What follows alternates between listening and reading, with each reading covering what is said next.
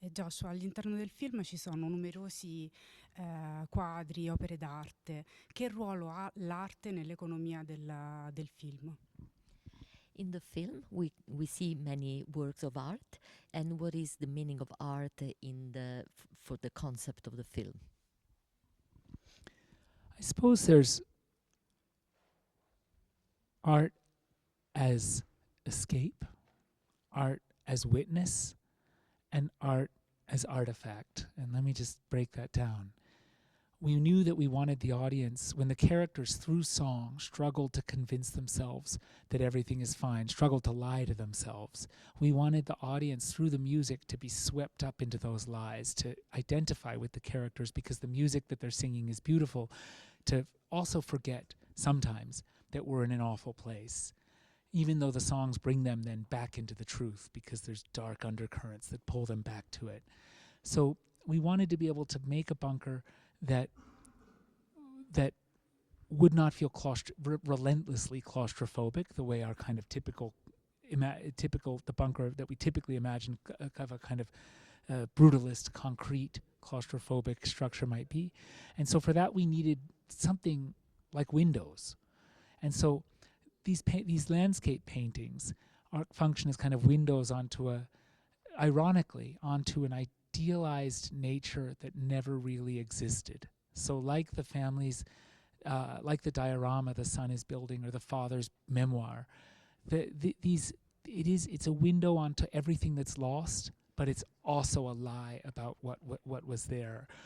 A beautiful lie in the case of those paintings.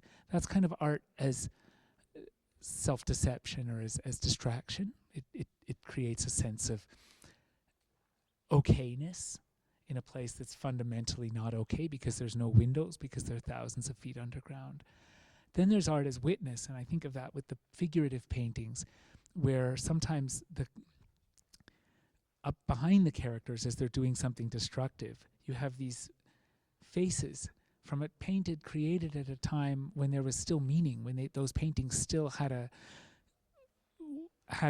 community of artists and a public that appreciated them, who were seeing these paintings as innovations in our culture that offered a critique of how we were living and pointed at better ways of living, a future that clearly by the time we reached the film must have been squandered for the family to end up in that bunker. So suddenly these figures on the walls, often behind the cameras, upstaging them, looking at the camera. I'm thinking of the ballerina, for example, on the wall behind the mother. They're kind of bearing witness. And sometimes those witnesses are directly accusing. Like there's one painting that the mother's looking at and she says, I wish we'd brought another one because this one's always staring at me, reminding her of her guilt, reminding her of the fact that she didn't bring any of her family to this bunker. And then there's art as artifact. And I think that applies to the film itself. And there I'm thinking of a quotation from Walter Benjamin, where he says that every artifact of civilization is at the same time an artifact of barbarism. That applies to the end as well. It wasn't made with barbaric intent. It was made with a kind of revolutionary, radical, subversive, and hopeful attempt. It's a cautionary tale made out in the conviction that there's still time for the public to leave the cinema, reflect on what they've just hopefully allowed themselves to identify with, and heed the warning. For that to work, I would just say, maybe this is the universal sense of art in the film. We need to do, viewers, I urge you to do what you do with all art, which is to, feel first and think later. E le opere d'arte che vediamo sono principalmente opere risalenti all'Ottocento, all'impressionismo. C'è un motivo dietro questa scelta? Come sono state selezionate le opere principali che appaiono nel film?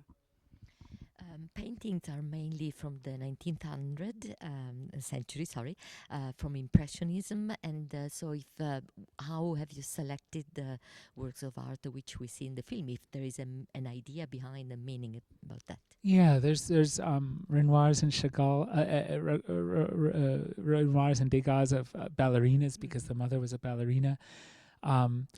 the idea of Impressionism and post-Impressionism was that those were critiques of how we see, which the film is too.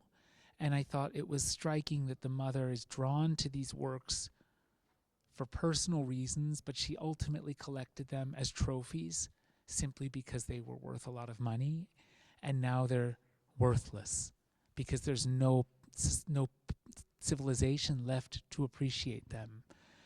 There's also these romantic American landscape paintings by Albert Bierstadt and others from a school of art called American Luminism, where the brushstrokes are invisible.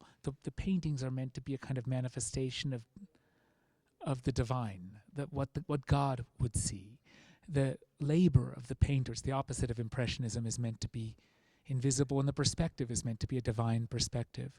And that is connected to two things. It's connected to the kind of manifest destiny, the project of manifest destiny that led to America's genocidal westward expansion that took over the West, and also a kind of a kind of what was I going to say? A manifest destiny, and let me think. It'll come to me. We'll pause the clock for a moment. It'll come to me.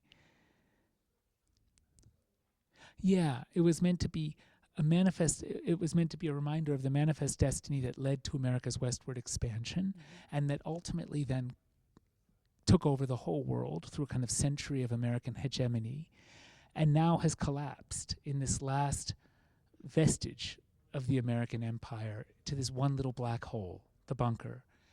And at the same time, there's these religious-themed paintings about the biblical flood and the apocalypse. The painting behind the father's desk is Francis Danby's The Deluge, kind of amazing painting of the flood of Noah. And there's another one of Noah's Ark on the wall. So yeah, there's these religious-themed paintings. There's American Luminism. And American Luminism also became the kind of key motif that we tried to translate musically into the songs.